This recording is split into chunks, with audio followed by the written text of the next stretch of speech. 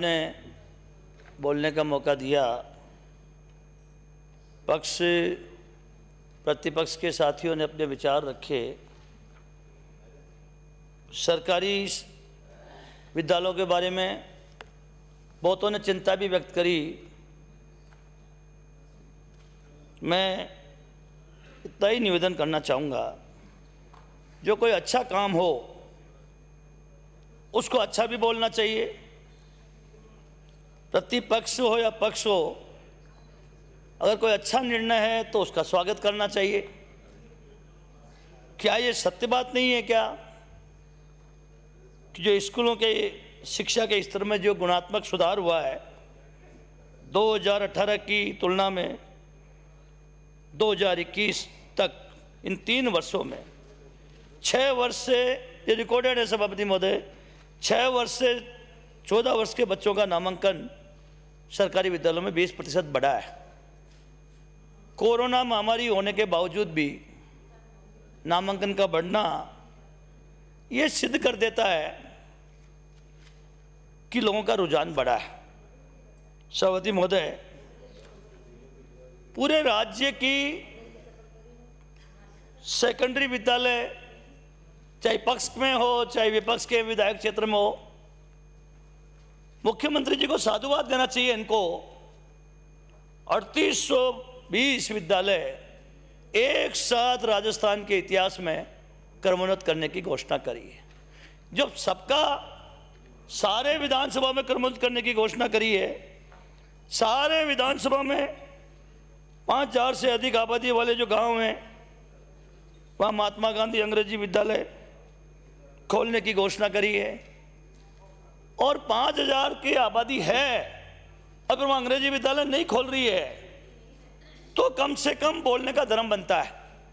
लेकिन जब सरकार समानता का व्यवहार करे राजस्थान में, फिर हम कमी निकालें तो उसमें आनंद नहीं आता है। सभापति महोदय, इसी तरह 1,000 स्कूल शहर में और ग्रामीण में 2000 एक साथ अंग्रेजी माध्यम के स्कूल, गरीब आदमी बेचारा प्राइवेट विद्यालय में पढ़ने के लिए नहीं भेज सकता था, आज उसके बच्चे भी अंग्रेजी स्कूल में जा रहे हैं। और आपको समझना पड़ेगा मुख्यमंत्री जी के कमिटमेंट को। एक साथ जब अंग्रेजी विद्यालय खोलने का निर्णय किया है तो एक साथ 10,000 अंग्रेजी माध्यम के शिक्षक भर्ती करने की घोषणा करी है। ये सोच है, अंग्रेजी माध्यम के हम विद्यालय खोल रहे हैं और अंग्रेजी के शिक्षक नहीं होंगे तो उन विद्यालय खोलने का क्या मतलब निकलेगा। लेकिन मुख्यमंत्री जी का दूरगामी सोच, इस बजट में घोषणा करी उन्होंने। मैं धन्यवाद देना चाहूँगा प्रदेश के मुख्यमंत्री जी को।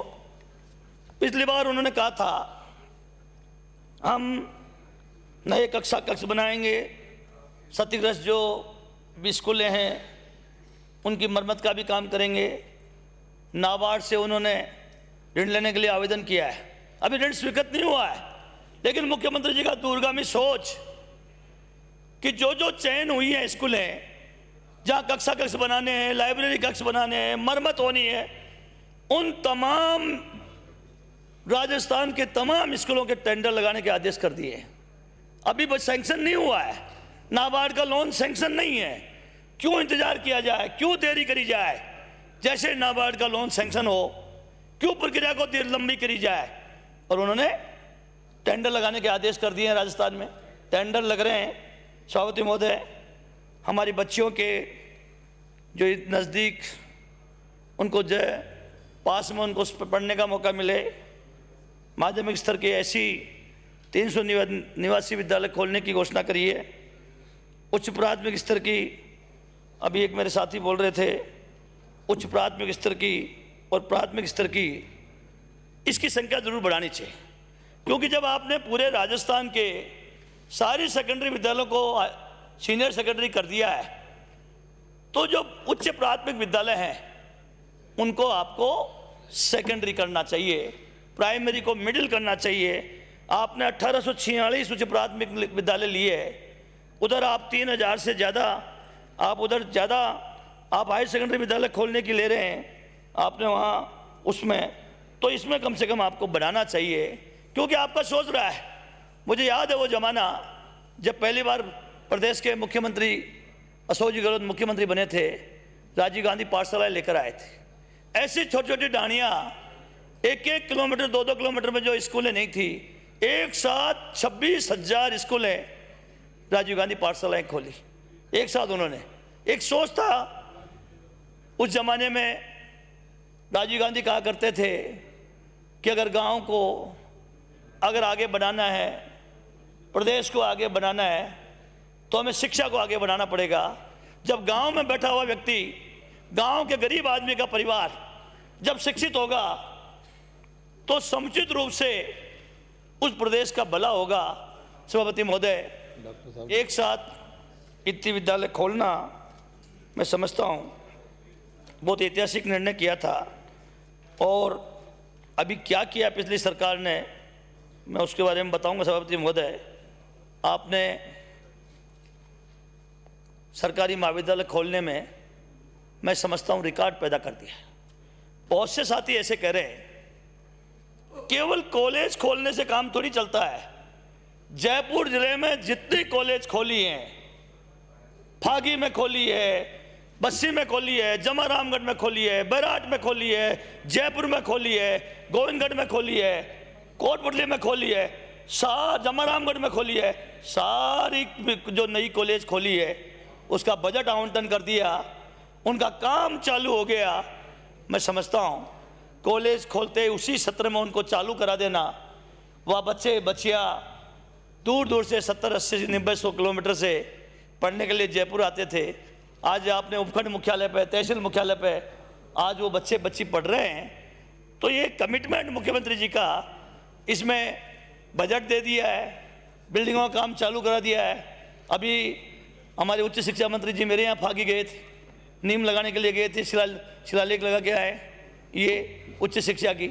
इसलिए मैं कहना चाहूँगा कि प्रदेश के मुख्यमंत्री जी ने कोई कसर नहीं छोड़ी। मेरे यहाँ सभापति महोदय इतना बड़ा सोच, मेरी विधानसभा में 3 सरकारी महाविद्यालय हो गई। पहले से 2 सरकारी महाविद्यालय थे, एक पिछली बार मुख्यमंत्री ने खोली थी। मैंने कहा, हमारे उच्च शिक्षा मंत्री जी गए थे, मैंने कहा आप यहाँ आए हो, आप मुख्यमंत्री जी को बोलना फागी में आपका भव्य स्वागत किया है, तो कोई तो तोहफा दे के जाओ इस भागी को। और कह आके मुख्यमंत्री जी को क्या कहा इन्होंने पता नहीं, और मेरी कन्या महाविद्यालय खोलती। आते ही दूसरे दिन तीसरे दिन बजट पेश करना था, कन्या महाविद्यालय खोलती। इसलिए मैं आपसे कहना चाहूँगा कि सब तरह से खेतान पॉलिटेक्निक महाविद्यालय परिसर में 100 करोड़ की लागत से इंजीनियरिंग कॉलेज स्थापित करने की बात करी है मुख्यमंत्री जी ने अनुप्रति कोचिंग योजना में 7,000 छात्र छात्राओं को लाभ प्राप्त किया जा रहा था, उसको भी बढ़ाकर 15,000 विद्यार्थी का प्रावधान कर दिया है मुख्यमंत्री जी ने। सावित्रीबाई फुले वाचनालय, अभी हमारी बहन बोल रही थी कि पुस्तकालय की बात कर रहे थे। अरे प्रत्येक जिले में राजस्थान के में मुख्यमंत्री जी ने वाचनालय 50 लाख रुपए की लागत की घोषणा करी है। सभापति महोदय, मैं उच्च शिक्षा के संबंध में सबसे पहले मैं निवेदन करना चाहूँगा। सभापति महोदय, ये गरीब बच्चों को, पूर्व वक्ता एक बार कह रहे थे मोबाइल, आज टेक्निक का ज़माना आ गया है। अब कोविड में भी हमने देखा है, हमें शिक्षा में तकनीकी क्रांति लाना पड़ेगा। सभापति महोदय, विद्यार्थियों के व्हाट्सएप ग्रुप बनाए जाने चाहिए। मैं तो कहना चाहूँगा ट्यूब चैनल महाविद्यालय बाहर बनाए गए जाएं, शिक्षकों के लेक्चर उसमें अपलोड करें, और बच्चों को छात्रवृत्ति मिलती है, चाहे छात्रवृत्ति की राशि से काट ली जाए, बच्चों को मोबाइल भी उपलब्ध कराई जाए, जो आधुनिक जो वर्तमान की जो टेक्निक है बच्चे उसका लाभ ले सके। सभापति महोदय, इसी तरह मैं तो कहना चाहूँगा उच्च शिक्षा पर मंत्री जी बैठे हैं, आपको उच्च शिक्षा का टीवी चैनल, एक राजस्थान में टीवी चैनल के माध्यम से गांव डाणी तक एक अलग से उच्च शिक्षा का चैनल आपको बनाना चाहिए। सभापति महोदय, गुणवत्ता के संबंध में मैं कहना चाहूँगा सभापति महोदय, गुणवत्ता का जो मूल्यांकन है, तो मंत्री महोदय, उच्च शिक्षा मंत्री महोदय, 4:06 पे ये गुणवत्ता का जो मूल्यांकन का जो कार्य है, ये पूरे देश में नेक राष्ट्रीय मूल्यांकन एवं प्रत्यायन परिषद करती है, national assessment and accreditation council. और आपको इसमें ध्यान देना चाहिए राजस्थान में, और नए गुणवत्ता के आधार पर महाविद्यालय को ग्रेड प्रदान करनी चाहिए, आपको महाविद्यालयों को ग्रेड प्रदान करनी चाहिए। और राजस्थान में हमारे यहाँ जो सरकारी महाविद्यालय है सभापति महोदय, बहुत कम सरकारी महाविद्यालय हैं जिनको ग्रेड मिला हुआ है। हमारे यहाँ बड़े बड़े सरकारी महाविद्यालय भी हैं, भरतपुर जैसे जय महाविद्यालय, दौसा भी बड़ी महाविद्यालय है, वहाँ भी ग्रेड नहीं है। इसलिए मैं कहना चाहूँगा आपको राज्य स्तर पर सभापति महोदय उच्च शिक्षा विभाग के अधिकारी और विशेषज्ञों को लेकर एक समिति बनानी चाहिए, और समिति बनाकर कॉलेजों में संसाधन प्रदान कर नेक की ग्रेडिंग हेतु प्रयास करना चाहिए। नेक की जब ग्रेडिंग होगी तो हमें केंद्र सरकार से भी सहायता मिलेगी, ऐसे ही रूसा से अनुदान मिलेगा। रूसा से अनुदान किसको मिलता है? 2 करोड़ रुपए तक का एक विद्यालय को रूसा से अनुदान मिलता है, लेकिन उसके लिए जरूरी है नेक की B+ ग्रेड होना आवश्यक। अब जब ग्रेड आवश्यक है ही नहीं, तो जो भारत सरकार की योजना रूसा का अनुदान हमारी प्रदेश की सरकारी महाविद्यालय नहीं ले पा रही, हमें विशेष तौर से इसका ध्यान रखना चाहिए सभापति महोदय। इसलिए मैं आपसे यही कहना चाहूँगा कि उच्च शिक्षा हेतु एक अच्छी विशेष समिति बनाई जाए, IIT IIM के बड़े प्रोफेसर्स, विशेषज्ञ और महाविद्यालय के अनुमति प्राप्त शिक्षकों को उसमें ज़्यादा प्रतिनिधित्व दिया जाए। चुनौतियों की जानकारी होनी चाहिए, जिसे जमीन राज्य स्तर पर मंथन करने की आवश्यकता है। आज राजस्थान की सरकार ने 3 साल में इतना बड़ा इतिहास पैदा कर दिया उच्च शिक्षा का कि 30 साल में टोटल मिला के हम अगर महाविद्यालय जोड़ ले 30 साल की, तो भी 3 साल ज़्यादा महाविद्यालय हमने खोले। लेकिन हमें गुणवत्ता का भी ध्यान रखना चाहिए। निजी विश्वविद्यालय की बात आ रही सभापति महोदय, इसी सत्र में विधानसभा में ही इसी हाउस में हम निजी विश्वविद्यालयों का हम लोग खोलने की यहाँ समर्थन करते हैं, लेकिन एक बार अगर खोल दिया तो क्या इस विधानसभा में कभी जिसने निजी विश्वविद्यालय को हमने यहाँ उसका समर्थन करके उसको खोलने की अनुमति दी है, तो क्या राजस्थान में जितनी निजी विश्वविद्यालय है, क्या कोई 1-2 उदाहरण भी ऐसे हैं जो इस विधानसभा ने उनकी स्वीकृति है उसको विड्रॉ किया है? हमें इस बात भी चिंतन करना चाहिए। हमें आवश्यकता है ये डिग्री बांटने का, पैसे कमाने का जो धंधा शिक्षा जैसे पवित्र काम में निजी विश्वविद्यालय द्वारा हो रहा है, आपको तय कर लेना चाहिए, राज्य स्तर पर तय कर लेना चाहिए। उच्च शिक्षा मंत्री जी, एक नियामक आयोग बनाना चाहिए आपको निजी विश्वविद्यालयों को नियंत्रण करने के लिए, और 6 वर्ष से पुराने जो निजी विश्वविद्यालय उनके लिए आवश्यक कर देना चाहिए आपको कि नेक की ग्रेडिंग प्राप्त करना आवश्यक कर देना चाहिए। जब नेक की ग्रेडिंग आप आवश्यक कर देंगे तो निजी विश्वविद्यालयों में भी एक उच्च क्वालिटी की आप शिक्षा दे पाएंगे। इस सेवा के काम को जो व्यवसाय के काम से मुक्ति मिलेगी सभापति महोदय। इसलिए मैं कहना चाहूँगा कि इसमें निश्चित रूप से उच्च शिक्षा मंत्री जी, उच्च शिक्षा स्तर पर, राज्य स्तर पर आपको सोच बनानी पड़ेगी। ये गरीब छात्रों को आजकल ये छात्रवृत्ति की पिछले 7-8 साल से बहुत प्रॉब्लम आ रही। बहुत से बच्चे आते हैं, ऐसा हमारी छात्रवृत्ति नहीं मिली, और बच्चों को छात्रवृत्ति के लिए फॉर्म भरना पड़ता है, बच्चों को परीक्षा के लिए फॉर्म भरना पड़ता है। इसके अलावा बच्चों को कोई दस्तावेज अपलोड करना होता है। अब बच्चों को तीन बार एडमिशन में, स्कॉलरशिप में और परीक्षा फॉर्म में और बच्चों को फॉर्म भरना पड़ता है। जब हम प्रवेश देते हैं बच्चे को, एक ही बार सारी पूर्व आवश्यकताएं बच्चों की कर लेनी चाहिए। 3 बार फॉर्म भरने की जरूरत नहीं पड़े, 3 बार ईमेल पत्र पर जाने की जरूरत नहीं पड़े, 3 बार उसको उन बच्चों को पैसा खर्च करने की जरूरत नहीं पड़े। मैं समझता हूँ निश्चित रूप से आपको ये बहुत ही फायदा मिलेगा। सभापति महोदय, मैं माध्यमिक शिक्षा के संबंध में कहना चाह रहा हूँ, माध्यमिक शिक्षा की जो गुणवत्ता है, माननीय बहुत विद्वान मंत्री जी बैठे हैं, डॉक्टर बी.डी. कल्ला साहब, आप माध्यमिक शिक्षा में विषयाध्यापक और संस्था प्रधान की कक्षा 10 और कक्षा 11 के परीक्षा परिणाम के मापदंड तय कर रखे और उसके बाद उसकी गुणवत्ता तय करते हैं। मैं आपसे निवेदन करना चाहूँगा, परीक्षा परिणाम को आप मापदंड को तय मत करो, आप तय करो उस विद्यालय में कितने बच्चे फर्स्ट डिवीजन आए हैं, उस विद्यालय में कितनी बच्चियों को गौरगी पुरस्कार मिला है, कितने बच्चों को स्कूटी मिली है, उससे आपको मापदंड तय करना चाहिए। सभापति महोदय, 3rd डिवीजन पास होके चल जाओ, एडमिशन आगे मिले नहीं तो उस संस्था प्रधान को या विषय अध्यापक को आपको उसको इनाम देने में, प्रशंसा पत्र देने में क्या क्या क्या क्या फर्क पड़ने वाला है?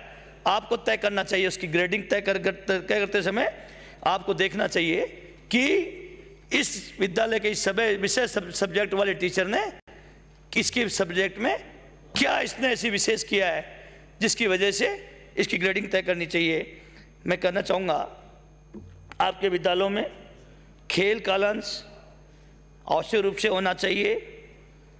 पीटीआई का पद अधिकतर खाली, पूरे राजस्थान में चल जाओ आपको जिस तरह से शिक्षक भर्ती कर रहे हैं उसी स्पीड से आपको पीटीआई भर्ती करना पड़ेगा। कितना ही बढ़िया इंटेलिजेंट आदमी हो, कितना ही बुद्धिमान व्यक्ति हो, वो स्वस्थ नहीं है, चारपाई पे पड़ा है, वो अपनी ऊर्जा को देश के लिए नहीं दे सकता है, प्रदेश के लिए नहीं दे सकता है। आपके पास शारीरिक शिक्षक होगा, बच्चों को व्यायाम करवाएगा, बच्चों को योगा करवाएगा, बच्चों का स्वस्थ रखेगा। जब स्वस्थ रखेगा तो मैं समझता हूँ हमारे प्रदेश और देश की ओर सेवा करेगा निश्चित रूप से। सभापति महोदय, इसलिए सभापति महोदय, ये बालिकाओं के संबंध में माननीय मुख्यमंत्री जी ने जो उड़ान बहुत ऐतिहासिक योजना लेकर आए, आधी जनसंख्या महिलाओं की, काबिले तारीफ, जितने इसकी तारीफ करी जाए, उनको स्वस्थ रखने का, उनको बीमारी से बचाने का इतनी बड़ी योजना लेकर आए हैं। लेकिन इस योजना को कामयाब बनाने के लिए भी आपको तंत्र खड़ा करना पड़ेगा। सभापति महोदय, शिक्षा मंत्री महोदय, केवल योजना लागू करने से, स्कूलों में बांटने से इस उड़ान योजना का इतना बड़ा फायदा नहीं मिलेगा। आपको ऐसी कार्य योजना बनानी चाहिए, चाहे ग्राम पंचायत लेवल पर तय कर देना चाहिए, किसी को जिम्मेदारी तय कर देनी चाहिए कि उसी संबंधित ग्राम पंचायत में, संबंधित विद्यालय में जो बच्चियां पढ़ती हैं उसके अलावा भी इसका लाभ मिलना चाहिए। इसमें भी सभापति महोदय आपको प्रयास करना चाहिए। इस तरह सभापति महोदय, ये गाँव में कहीं भी स्कूल हो, 9वीं से 12वीं प्रत्येक स्कूल, ये सभापति महोदय भाषा है, जो भाषा का जो विकास, चाहे हिंदी भाषा हो, चाहे इंग्लिश लैंग्वेज हो, संस्कृत भाषा हो, उर्दू भाषा हो, इसके लिए आपको कॉन्फ्रेंस करनी, खुले सत्र आयोजित करने चाहिए। राज्य स्तर पर, जिला स्तर पर खुले सत्र आयोजित करने चाहिए। मैं समझता हूँ उससे निश्चित रूप से आपको फायदा पड़ेगा। आपने जो व्याख्याता के पद आपने सृजित करे हैं, बहुत व्याख्याता भर्ती करें आप, फिर भी अभी विषय के जो अध्यापक हैं इसमें भारी कमी है। जब सब्जेक्ट पढ़ाने वाला ही नहीं है तो उसका फ़ायदा क्या है? आपने सब्जेक्ट भी खोल दिया। और मैं तो कहना चाहूँगा सभापति महोदय, चाहे विज्ञान और कृषि, आज हमारा देश 70% लोग कृषि पर निर्भर कर रहे हैं, उन तो आपको आवश्यक रूप से अनिवार्य विषय कर देना चाहिए। आपको माध्यमिक शिक्षा में कृषि का और साइंस का अनिवार्य विषय कर देना चाहिए। हर विद्यालय में कृषि और विज्ञान होना चाहिए। जब कृषि का ज्ञान होगा तो नौकरी भी नहीं मिलेगी। पढ़ा लिखा अगर कृषि भी करता है तो बहुत ढंग से कृषि करता है, और उसको पहले ही अगर उसके बारे में नॉलेज हो जाता है तो मैं समझता हूँ निश्चित रूप से। इसी तरह आपने खेल विद्यालय ब्लॉक स्तर पर करवाए थे आपने पद भी स्वीकृत किए थे, सीबीओ के भी पद पर स्वीकृत किए, लेकिन बहुत से खाली हैं, अभी भी बहुत खाली हैं। एक मैं प्रार्थना करना चाहूँगा सभापति महोदय, 3-3, 4-4 किलोमीटर पर जो हमारे बाप ने बागरिया समाज, भील समाज, बंजारे समाज, गरीब समाज के जो ढाणियाँ थी, पता नहीं पिछली सरकार में क्या दुश्मनी थी इन गरीबों से, कि इन दलितों के बच्चों से क्या दुश्मनी थी, क्या इनको परेशानी थी। एकीकरण के नाम पर सभापति महोदय राजस्थान में हजारों स्कूल बंद कर दी सभापति महोदय। इन 3 साल में मारपीट करके, धक्का धक्की खा के, जोर से बोल के, धीरे बोल के, कोई मुश्किल से 15-20 स्कूलों को हम चालू करा पाए हैं। सभापति महोदय, मेरी विधानसभा में दूदू ब्लॉक की बात कर रहा हूँ। मेरे अकेले दूदू विधानसभा में अकेले दूदू ब्लॉक में सभापति महोदय 67 ऐसी विद्यालय बंद कर दी है, ऐसी विद्यालय बंद कर दी है जो 2-2, 3-3 किलोमीटर तक, जहाँ कोई विद्यालय नहीं है, कोई बेचारे बागरियों के, बंजारों के, भीलों के, जहाँ एससी के, दलित समाज के, जहाँ ये बच्चे पढ़ते थे, आज वो स्कूलें बंद हो गई। पता नहीं इनको क्या मिला शिक्षा की बात करने वालों को। अरे कोई दुश्मनाई निकाल ली थी तो मोटे स्कूलों से निकालते, जो व्यवसाय चलाते हैं, सेवा का काम नहीं करते हैं, जो बेचारे गरीब बच्चे 2.5, 3-3 किलोमीटर में मैंने कुछ लिख। और ये जो 15-20 स्कूल है सभापति महोदय, जो क्रमोन्नत भी हुई ना, पता नहीं शिक्षा विभाग ने कौन सी कमेटी बनाई थी हमारे ही सरकार में, मेरे तो यही समझ में नहीं आया। ने हमसे बात करी, अपने हिसाब से चुन चुन के बता दिया, मंत्री जी ने भी ये कह दिया, इनमें आपको करानी है वो बता दो और रोकनी है उसको बता दो। अरे रोकने का काम कैसे होगा? आपने जो बाहर की विद्यालय नहीं जोड़ सकते, नहीं, हमारी कमेटी ने फैसला किया है। क्या खाक कमेटी की ने फैसला किया है? बेचारे गरीब जो बच्चे हैं, जो ढाणियों में रहते हैं, जो बेचारे गलियों में बेचारे दूर दूर रहते हैं, आज भी रो रहे हैं। आज 3 साल हो गए। माध्यम सभापति महोदय, मैं बीटी कला साहब मंत्री महोदय से कहना चाहूंगा, ये बागरे, भील, बंजारे, ये कौन सी कमेटी थी? किन को बिठा दिया आपने? कौन से लोगों को ये दे दिया काम, जो छांट छांट के उन्होंने विद्यालय जो बंद कर दी। और आप जो खोली, जो कहाँ खोली है? ये कस्बे में ये खोल दी थी, ऑलरेडी पहले स्कूल चल रही है, उसको और चालू कर दी है। ये राजस्व गांव था, उसमें 2 स्कूल थी, उस गांव में एक ही जगह थी, एक को चालू कर दिया है। उन डाणियों का क्या होगा? क्या होगा राजीव गांधी का, स्वर्गीय राजीव गांधी के सपने का क्या होगा? क्या होगा अशोक गहलोत जी के सपने का, जो एक गांव डाणी में जो इस शिक्षा को फैलाना चाहते थे? 26,000 राजीव गांधी पाठशाला एक साथ लेकर आए। इसलिए मैं कहना चाहूँगा, इसको गंभीरता से लेना चाहिए, ये छोटी बात नहीं है। दूध में 40 पंचायतें हैं और 67 स्कूलें बंद कर दी, छाट के बंद कर दी। कौन ऐसे हैं उनकी डाणियों की बंद कर दी? फागी में मेरी 20 पंचायतें सभापति महोदय, बड़ा दुख होता है। 37 स्कूलें मेरी फागी में बंद कर दी, 20 पंचायतों में 37 कर दी। मैं माननीय मंत्री महोदय को मैंने सूची दी है। मंत्री महोदय, पुण्य का काम है, जो गरीबों का पुण्य करता है उसके भगवान का आशीर्वाद रहता है। भगवान का आशीर्वाद भी छोटा होता है, और गरीब की दुआ मिल गई ना, तो भगवान का आशीर्वाद और गरीब की दुआ, उसका बड़ा आशीर्वाद होता है। मैं सभापति महोदय, मैं यही निवेदन करना चाहूँगा, और मुझे आपने समय दिया बोलने के लिए, तो मेरे पास और भी कुछ पॉइंट है, लेकिन मैं समझ रहा हूँ मेरा समय जितना सा मुझे दिया उतना हो गया है, मुझे जो बताया गया है। मैं आपका आभारी हूँ, धन्यवाद दे रहा हूँ। कल्ला साहब, इस पुण्य को ले लो, ये विधानसभा चलती रहती है, ऐसे ही एमएलए बनते रहते हैं, ऐसे ही सरकार बनती रहती है। वो बेचारे ढाणियों के, भील, बंजारा, बागरिया, वो त्राई कर रहे हैं। और ये जो कौन सी कमेटी है, इस कमेटी को भट्टी में डालो आप। ऐसी कमेटियों को जो यहाँ कुर्सियों पर बैठकर, एसी में बैठकर ये लोग चयन करने का काम करते हैं, और जो असली बेचारा गांव का आदमी था वो बाहर गालता घूम रहा है। भील, बागरिया, दुख होता है, आंसू आते हैं। आपने मकान बना दिया, बिल्डिंग बना दी, आपने मास्टर लगा दिया, क्या गुनाह कर दिया हम लोगों ने, जो हमारी स्कूलों को तो जहाँ भवन बना हुआ है, टीचर लगा हुआ है, और ताला लगा दिया। इन शिक्षा विभाग के कौन अधिकारी थे? कौन ऐसे तानाशाह लोग आ गए जो इन गरीबों को मार दिया? राजेंद्र जी बैठे हैं, बहुत मजबूती से संघर्ष करते हैं, मैं आपकी बड़ी तारीफ करता हूँ, आपका बड़ा फैन रहा हूँ, पर ये कैसे होने दिया? समझाया नहीं क्या आपके शिक्षा मंत्री को? समझाया नहीं क्या? अरे किनकी बंद कर रहे हो? आपको समझाना चाहिए था। ये आपने भी गलती कर दी है, नहीं समझाया, आपको भी राजस्थान की जनता माफ नहीं करेगी, क्योंकि आपका धर्म बनता है, मेरा धर्म बनता है। मेरी सरकार अगर गलत काम करती है तो मैं बोलूंगा, बोलता रहता हूं मैं। कल्ला जी को याद होगा जब ये मिनिस्टर थे, हमारे आरक्षण का मामला आया था, मैंने कल्ला जी के खिलाफ जज के बोला, क्योंकि ये कार्मिक मंत्री थी, कार्मिक विभाग की गलती थी। इसलिए मैं आपसे यही कहना चाहता हूं सभापति महोदय, मैं माननीय कल्ला जी से कहूँगा, मिडिल स्कूल का जरूर ध्यान रखना। केवल आपने हाई सेकेंडरी एक थोक में करी है, अगर ये प्राइमरी स्कूल मिडिल कर दो, मिडिल सेकेंडरी कर दो, जय जयकार करेंगे। वही अशोक गहलोत याद आ रहा है जिसने एक साथ 26,000 27,000 राजीव गांधी पाठशाला खोली। ऐसे ही पूरा राजस्थान देख रहे हो आप 10-10 हजार आदमी रोज। मैं भी गया था सभापति महोदय, दूध के मामले में 5 रुपये दिए थे और हम काफ़ी लोग लेके गए थे, वहाँ भीड़ ही नहीं मारी है, सिविल लाइन ही गूंज रहा है, वो पूरी राजस्थान की जनता को पता है। लेकिन इन गरीबों का भी आपको ध्यान रखना पड़ेगा कल्ला साहब। और माननीय भंवर हमारे यादव साहब बहुत डायनेमिक मिनिस्टर हैं, जयपुर जिले के नेता हैं। मैं आपको राज्य स्तर पर आज शिक्षा विभाग में जो ज्योति जगाई है उच्च शिक्षा पे अशोक गहलोत जी ने, इसको राज्य स्तर पर कार्य योजना बनाना, केवल कार्य योजना बनाकर नीतिगत निर्णय तय करना, तो दुनिया याद करेगी कि राजेंद्र यादव नाम का एक मिनिस्टर आए थे। धन्यवाद सभापति महोदय, थैंक यू वेरी मच, धन्यवाद। अन्य श्री